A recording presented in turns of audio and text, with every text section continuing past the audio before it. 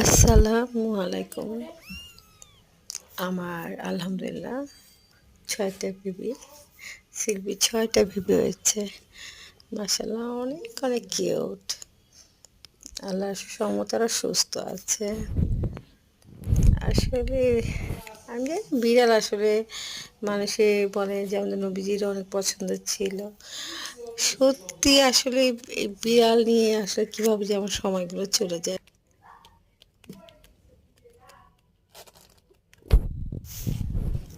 মানে ওদের নিয়ে যে কীভাবে আমার সময়গুলো কেটে যায় আল্লাহ পাক জানে। মানে খুবই ব্যস্ত থাকি, ওদেরকে নিয়ে অলওয়েজ ব্যস্ত থাকি।